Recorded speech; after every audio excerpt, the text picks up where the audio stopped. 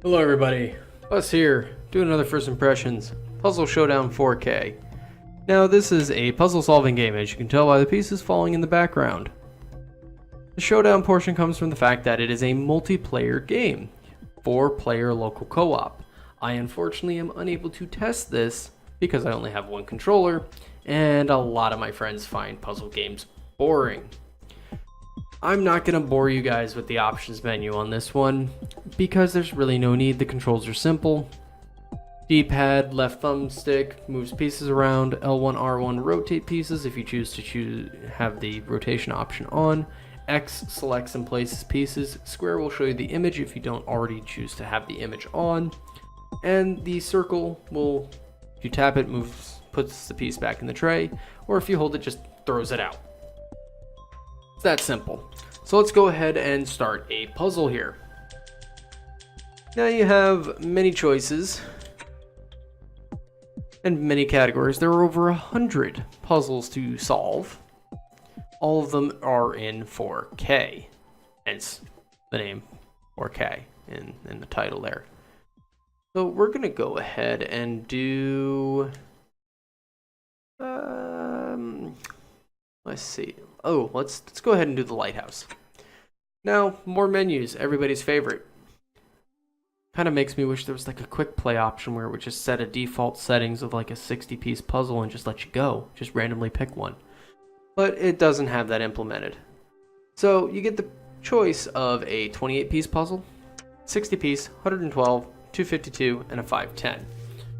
Now, when it comes to the length of time it'll take you to solve these puzzles, if you're going for speed, which is just flat out, you just need to solve this as quickly as possible because you're trying to go for a speed score, 28 is probably going to take you less than 2 minutes.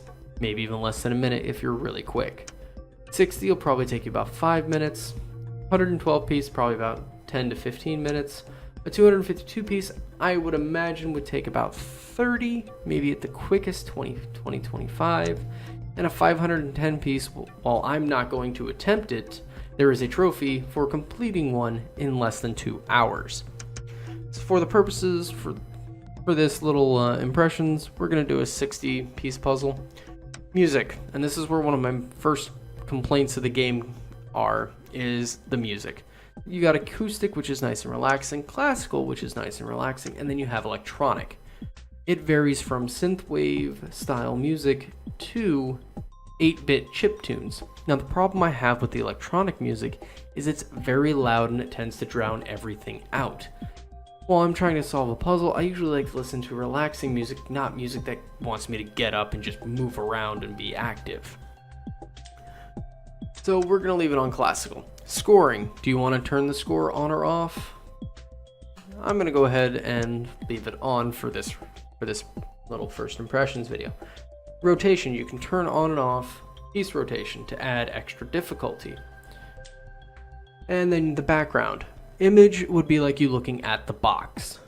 The outline shows the outline of the puzzle pieces. Kind of makes it a lot easier for the larger puzzle piece numbers. The 252 and the 510, I could see this being very useful because it'll show you the outline of each puzzle piece and where it goes. Or you could just have none. I prefer to play with the image because that's like me looking at the box cover and being like, oh, okay, this piece should kind of go about right here on the puzzle. So we'll go ahead and start this 60-piece puzzle. Now, everybody has their own strategy for solving puzzles. Some people like to go around and do the outsides, which is great. Except the game's not going to give you all border pieces. That's part of the challenge. It gives you 5 random pieces for you to place. And if you get a border piece, great. You now have an easy piece to place. Now, I'm playing this for a speed playthrough right now because I have it set for score. So, moving the pieces, and this is where my second complaint comes in. Now, this is more than likely for the multiplayer component when you got up to 4 people. moving their pieces around the screen. It gives you a red outline, which is fine. It's because that's the color that you're playing. But the other holdover that I have the problem with is when you get to the place where your piece is going to go, the controller vibrates and the whole piece turns the color that you're playing. For multiplayer, this is fine because you're going to have the chaos of up to 4 people moving their pieces around, and it kind of gives you a little response to where a piece is supposed to go. But in single player, that seems not like a good idea, to be honest. Because it kind of takes away some of the difficulty of, oh, I know where this piece is going to fit, because as soon as I move the piece around, hey, it's just going to vibrate when I find the exact right spot for it. And it kind of just takes away the enjoyment of solving the puzzle when you're just playing alone, just to relax. And it's a minor gripe. Very minor. But it is something that bothers me. Other than that, that's really all I have to say about this. It's just a nice, relaxing game. Sit back, solve the puzzle, get your bonuses, get your scores. Just enjoy it. If you don't like puzzle games, it's not going to be for you.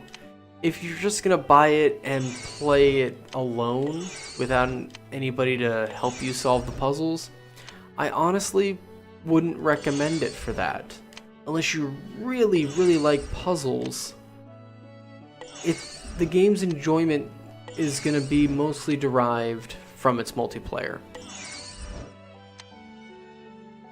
Just on the fact that it's kind of the premise of the game, and the fact that it wants you to play in a showdown.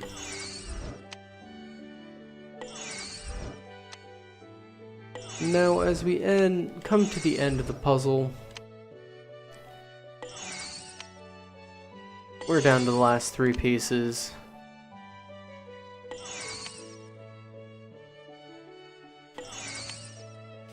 And that's the end. Gives you your score. There's no online leaderboards, which I think would be a good idea if they decide to add them. But that's really all there is to Puzzle Showdown 4K. Thank you for watching, and I'll see you next time.